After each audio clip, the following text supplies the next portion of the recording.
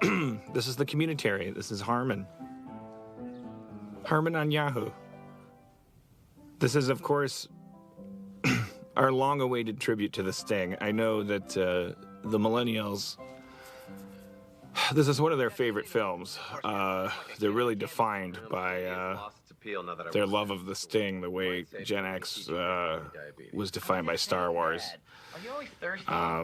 I talk to 14-year-old kids all the time, and, for the last 5 years, and I don't know how they were 14 for all 5 years, but for that whole time they were clamoring for a Sting parody.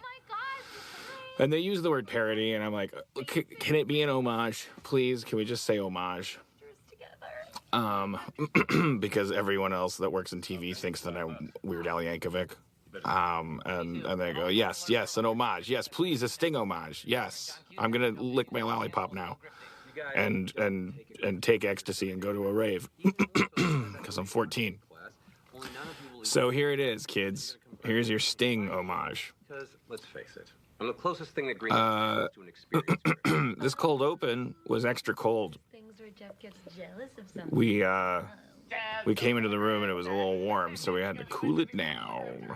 This cold open. I don't remember anything about it. Something even I can mark, and I live in an RV. I'm judging you. And my dinner table full. A lot of I say we all take the grift. a lot more moments than you think in just regular dialogue are totally I'll pay you back. I'll get it from your parents. chopped together. Like, even if you're just looking at one guy, like when Elroy just said that's something I can mock and I live in an RV, like there's a couple different cuts in there where actors take pauses and That's a bad. like we'll just suck out frames, and then to cover the fact that their face would jump, we'll like blend the frames and do all this crazy stuff. We'll split screen actors. Jeff, you're such a negative person. If you watch really closely, and like watch the Japanese kids in the Dog Degree episode, watch Elroy really carefully, because he's an old pro, so with a dramatic background, so he's gonna tend to like take big pauses that when he's nailing a line, but he takes like a big dramatic pause in the middle. So if you watch him in particular, eventually you're gonna see some kind of Jacob's Ladder, like weird like in someone's face or something in the background. I don't know why you'd want to see that, but maybe you've looked for everything else. See you after this. Look at this. Look at these beautiful hand-drawn illustrations. I don't know who made them. I don't know their name. And here is Matt Berry. Good morning. The one and only. My name is Professor Roger Del Salvo. For the time being. For I use many a pseudonym, such as Jeff Goulash. We've wanted to do a grifting episode as Ravish. For a really long time. In particular, Chris McKenna did. Grifting 101. Chris actually has read many books about grifting. Now, which one of you thinks I did that on purpose? This was my idea. Exactly. I don't know if it was, You think you've spotted just a way of introducing the character. I don't know if the character is good at grifting or bad at grifting. I mean, I think the idea of the episode is that there's no such thing as someone who's good at grifting. It's just something in the movies. Like, grifting is dumb. And so even the guy that's the actual grifter is not even particularly good at anything. He's just more of an asshole. He's certainly taking advantage of these students, and his class is a grift. But is he a good grifter? I don't think so. And continue that for about 40 minutes. Matt Berry 40 minutes. is Your name, my love. very underappreciated in the States. Therefore, not a teacher. He is the toast of London, literally, and also that's the title of his latest show, in which he plays Stephen Toast, a VO actor who has misadventures in the dating scene in between his VO sessions. He's absolutely amazing. You gotta see, if you're a comedy nerd, but you're younger, maybe I'm the first person telling you this. You got to see Snuffbox, Garth Marenghi's Dark Place. Seek these things out. Where'd you learn to do that? It's important. And Toast of London. And there's about 900 other things, but those are all things with Matt Berry in them.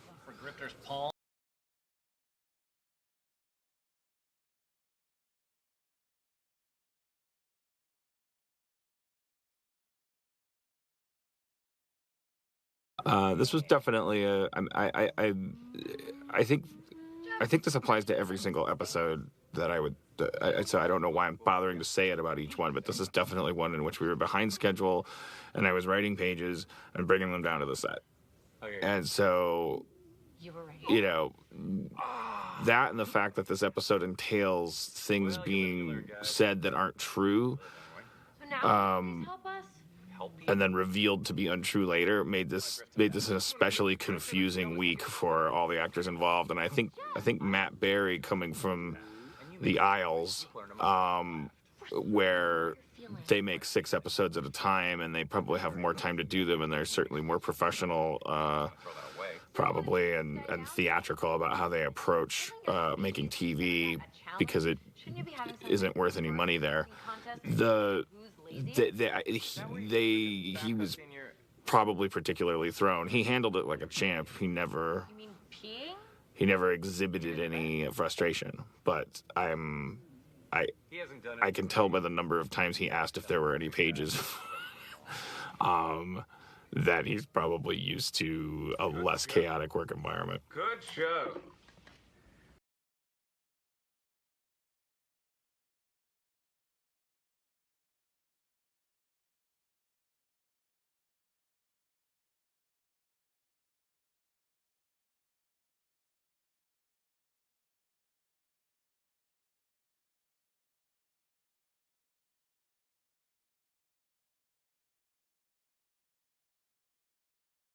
Yes, I've heard about it. There's a lot of dialogue edited out of all these scenes. Like, when you're writing behind schedule, you overwrite because you don't have time to see all the fat to trim. So you're making the actors do more than they have to do. And then in the edit bay, you finally have the presence of mind to go, oh, this scene's too long. Cut. I never said my class was a grift. Don't.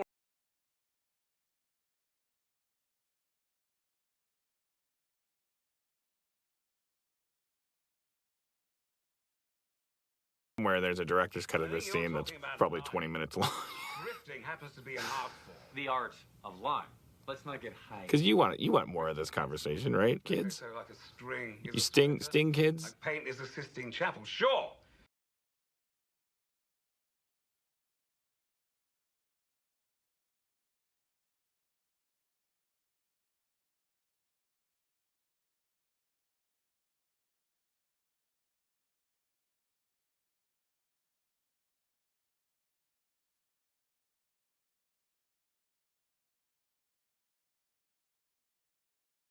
I'm just watching. Let's agree to disagree. I'm just watching with you. It's not important. It's these grifting stories. I mean, there was a point where I don't want to speak to you, you son of a bitch.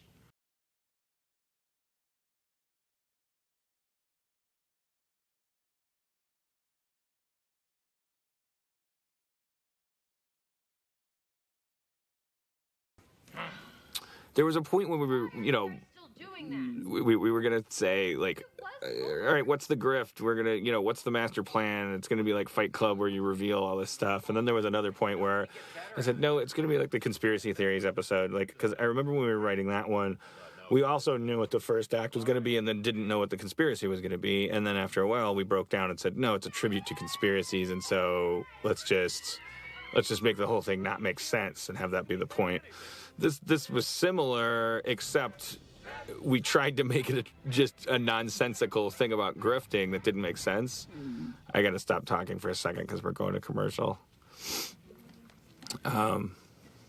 Enjoy. Buy a Honda. I'm back. So, but this was different from conspiracy theories in that Good work. at a certain point we realized that wasn't going to work either, the nonsensical version of this story. So we had to come up with a grift, and we kind of last minute came up with the idea that they were grifting him by using Brita as a honeypot, and that there was a grift within a grift and all this blah blah blah. That's Brian Ridley. Telegram, sir. Not a very good person, but very valuable. He's old Channel 101 alumnus. And he appears a few times in this episode. We'll talk more about him later. This is the African Telegram. The African telegram. There's no such thing as an African Telegram grift. You're trying to grift me. I'll cut you in for 14 grand. Get out. Out. We spent a long time editing this exchange here because it cuts back and forth That's between right, them. twice. Twice? The fake grift within the grift. Or the double bean, if you like. I'm going to mention a name. And however you react, I'll know the truth. Picking each reaction shot, and then he does this, and then he goes, whoa, whoa, whoa, whoa, whoa. Winger. That's the one. What we'll do. You wouldn't believe how long that took to edit. That was about 3 hours. By the way, Jeff Winger. Nice try, Thrice. A good use of resources? I don't know. Hey, Better than the alternative. did you teach some advanced grifting techniques only you could understand? The Brown Betty, Texas Well Baby, the reverse Jim Gaffigan? Well, I wouldn't teach the African Telegram since I'm not a hack. And also since the internet. Okay, you caught me. Game over. Let's end this competition. Cheers to that. I get a handful of tweets. There's Ryan Ridley again. I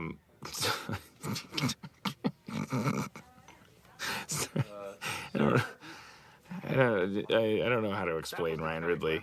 No, it wasn't. I mean, He Exactly. What telegram? Because the internet, he's a great comedy writer. that place that you obviously went He's an to old write the friend. word grifter. I did Water and Power with him at Channel 101. I'm gonna grift If you go to channel101.com and look for Water and Power, Grift. It's all nonsense. sort of a Law and Order homage that Ryan and I did together at Channel 101 is one of the coolest things I've gotten to do for Channel 101. Come on, you have to go teach a class, but you can't stay here. And he's written on Community for a couple seasons, and he's a huge part of Rick and Morty. We'll split it. You're an idiot. Or maybe I'm a genius. My Adult I Swim can answer cartoon. that. You're definitely an idiot. Can an idiot walk backwards like this and not hit anything? I think Joel ad-libbed that walking backwards thing. What? So the idea is that you can't grift a grifter, you can't get near them. Like they're always going to be, their grifting sense is always going to be on, so you can't actually, so you need to mislead them by making them think that you're a bad grifter, and then you have to create a situation. The key to a good grift is you have to make them think that they're making decisions. So in this case, they got him to make the decision to go to a bar, and he thinks that he's accidentally running into Britta, but he's been canaled there via Jeff's understanding of alcoholism. Because Frankie's in on it, and she confiscated the liquor, and they created a situation of anxiety and blah blah blah. So now Britta is, everyone but Chang, I think, in this room is in on the whole thing. So this is all just a performance for Chang, I think. Yeah, which was offered as fake bait and taken as such, i.e., not taken. Because that made him feel in control. And by avoiding all visible bait, he placed himself on the invisible hook of assuming we're planning to grift. I remember it being down on set. But we are, so he knows the truth. I watched the rehearsal of this, One thing you're not and it felt like there was something missing. So Jeff has this line that comes up after Allison confronts him. Says he doesn't know what he's doing. He's making it up, and then they have a couple of exchanges, and then at this moment, I'll show you where the moment is where Joel is doing a line that I literally just wrote for him on a piece of paper with a pen and put it in front of his face. And he read it once, and then we pulled the paper away, and then he did the take. So here we go. If anyone wants to watch it, it's important you know it knocks out half a calendar day. Do you guys remember when we hugged and jumped No, up and not down the yet. Sorry. cafeteria? Coming up on the moment when there's Having been together virtually non-stop. there's just At what point do you think I slipped off with pen and paper and planned an entire grift, then withheld it from you? I guess at any of the several dozen points when a normal person would say, by the way, I have no plan. In this thing, they do withhold stuff from each other. Or from the audience, but I think for a fact. Also, be warned, 20% of the movie is hand-drawn. Abed, why don't you marry the Sting? Okay, just so you know, if I do and we have half Sting children, when they ask me how to grift, I'm going to tell them to watch their mother, not listen to you! Yeah, Unbelievable. Bad Stinger. so right here, I think is where it is. There. You're always picking on me already. You've really been hammering me. All I had was the idea that... Look, I need this. I need to be better than this guy. So let me think. So I thought that was missing from the scene. I don't know. Otherwise, it would have just gone straight to this. Did you bring your laptop? What do you want to do with it? Watch this thing. I feel like the really interesting thing about this episode is that, of course, it's about grifting, but we're engaged in a grift, and it's about grifters who don't know how to grift, and also we're making it up as we go because I'm such a bad writer. So I'm like grifting the audience, I'm grifting the crew. Well, they basically made a fake building and hired 1,000 people to cooperate in perfect secrecy. Should we just do that? Chang's really good in this episode. What? The I remember there's like entire scenes in this episode that were never used because we were making it up as we go. So there were like a couple scenes. There was a scene between Jeff and Matt Berry that doesn't even exist in this episode, which is another aspect of a grift. It's like we made a fake scene. We didn't mean to, but it turns out we were really conning the crew into shooting something while we wrote something else. Terrible. Grifting is stupid. The writing's on the wall. So that's it. There's no shame in this, Jeff. Oh, I don't know about that. Well, this is a scene to behold. So there was a point when Britta got out her phone, and the idea is that she signaled Matt Berry that it was time to come in and do this. I'm no grifter. Even though he's in a room full of people that are all in on it, If you remember, I called you a thug. except for Chang. Thugs fight. You're more. Nope. I can't think of a metaphor pathetic enough to suit you, Jeff Winger. Though I am reminded of something Oscar Wilde once said when he compared sheep to wolves. But I do think the You hit me with a woman's hand. You Midwestern floozy. I lived in New York. okay, so this effect coming up where he slips on the floor.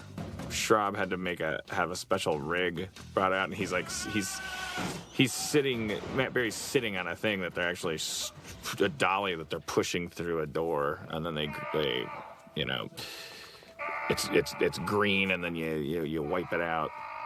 I know you're saying, oh Dan, really? That was a special effect. It looked so real.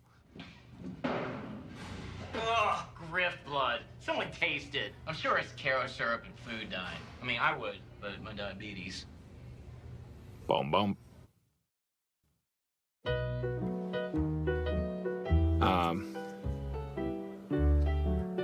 I really enjoy this scene. 20. 21. Are you counting the amount? At the end of the day, why is Community successful? It's because all of the actors are amazing, and they play these great characters, and if you stick them in a room together and give them something to talk about, that's a story's only job, is to create situations that demand them just standing there talking. I've tried everything else, and time again, what I find is that, you know, they like to look at the people and listen to them talk. Me take a class here. Talk about a rip-off. Oh. Talk about a ribbing. What the hell am I doing? You know, so far, Frankie... His ribs are broken. I don't know if that landed. So sorry, guys. This is all my fault. Don't be. I'm the one who got into a pissing match with a jerk. You're a jerk. You're a jerk. You're a jerk. You're all jerks. And this whole school can suck a big one. And you can put that in your record. I'm sorry, guys. I'm bound by my station. Speaking on that topic, Britta, this is all your fault, and you're expelled. No! That wall behind the dean flies out. Do that? And so all these shots that you're seeing, these from this angle, there's a 200-person crew, well, maybe not 200, but there's an army of people on the other side of that desk. Then that wall that you can see behind the dean is gone. I know, it's just a very interesting thing. You can't expel her with 4 weekisodes left in a season, Master. See, starting. You stitch these shots together, and it feels like you're watching something live, but the truth is there's hours between each angle because you move all of the lights and all of the cameras and all of the people are 180 degrees around, and you take out walls and you shoot them. See you later.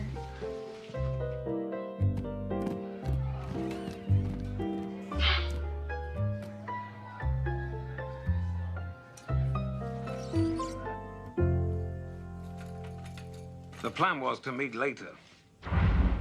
So what's it gonna cost to make you go away? You know there's a way we could end this very quickly and make a bit of money. I don't like it. We added this dialogue to the end of the scene when we shot it, but we only wrote one scene at a time, so we just kind of figured Clever girl. if we wrote more scene than we needed, then I had a vague thought that we would then reveal that it was a grift at some point, kind of Fight Club style. But I didn't know for sure. Hit me for real. Have to? No.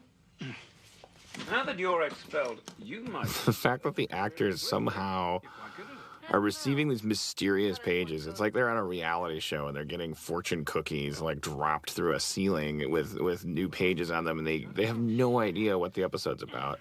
Joel literally asked one of the writers on set at one point, just very casually, not putting up any fuss, just sort of like, after a little bit of small talk, so, what's this episode about? So, imagine not knowing what you're doing and doing it this well. Say I'm a lucky grifter. Some say I'm the king. They call me. I'm assuming this is a Matt Berry ad-lib song. I didn't write it. It's been in my head for a while. I find myself in the shower. Some say I'm a lucky grifter. What the hell? Oh, shut up.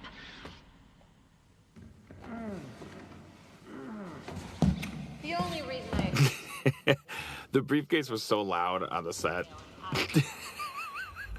that that really was just a natural take that you normally wouldn't use, but I thought it would be. Yeah, it's like, okay, yeah, commit to that, and then let's in the audio mix, let's like really bring up the sound of the briefcases. And then this makes no sense, and I already know she's got my briefcase. because grifting is stupid, and grifting movies are stupid.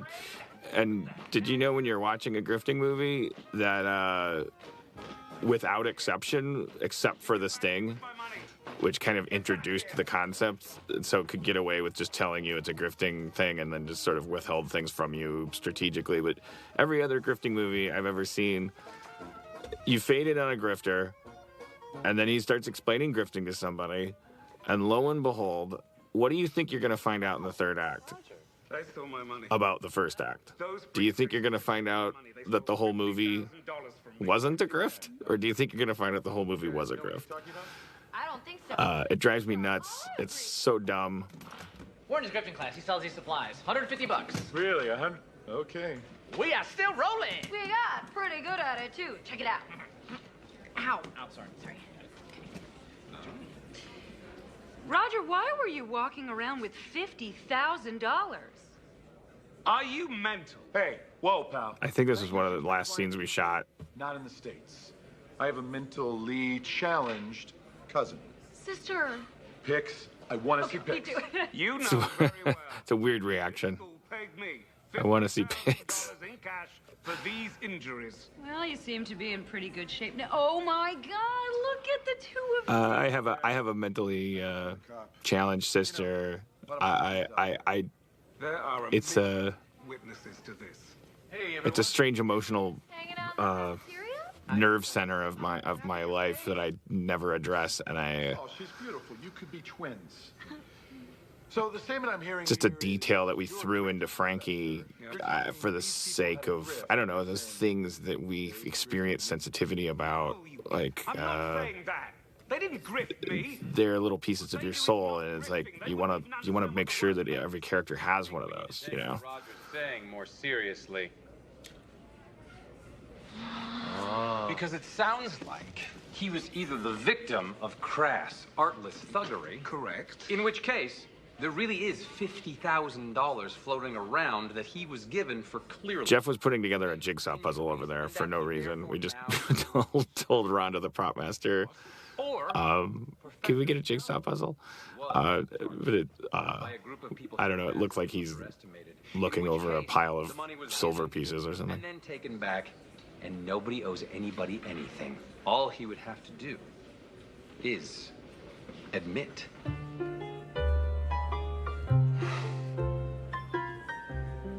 I was grifted.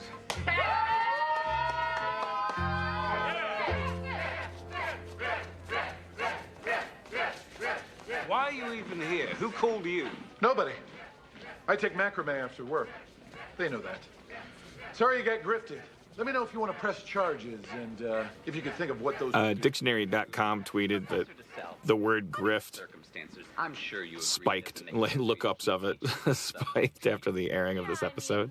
You kind of know everything there is to know. You should probably refund all of their money, and we should all go get some hot dogs. I told Padgett to say that, and then I don't know. She's just trying to make up a thing to do, and then he's walking away. There was a whole scene there's a scene where Matt Berry now is sitting down in the hallway crying because he got grifted, and Jeff comes up to him with a bottle of scotch and feeds it to him like a baby. It felt unnecessary. It didn't really add anything to the story, but it exists somewhere. Telegram from Mr. Winger. Hey, Ridley. So here's Ridley. It's very funny to me to see Joel McHale interacting with this old friend of mine. Are you kidding? I owe you. Whatever you need, just say the word. All right. And Ryan's a really good actor. Moving a mattress this week. A very good-looking guy Is that okay? Let me know. for a writer. My name is Ryan Ridley. 3 years ago, my life was saved by a stranger at my gym. I felt like I owed him my life. Apparently, he agreed. Now he has me do things. I'm sorry, I'm just sitting here laughing at my own show. For him. Schraub really took this on himself. It's not including in Schraub's idea to throw that demon in there. It is not an easy thing to say to a line producer. Yeah, we just want to run around and pick up 87 shots. It's like there's always going to be pushback with that, and so Schraub has to take a lot of bullets when he's like saying like, oh, we're going to go shoot just this and this and that. It's like there's never any time for it in the schedule. Anyways, thank you to everybody that worked on this and put up with my crap. Really sorry about this show. Sorry it hurt you.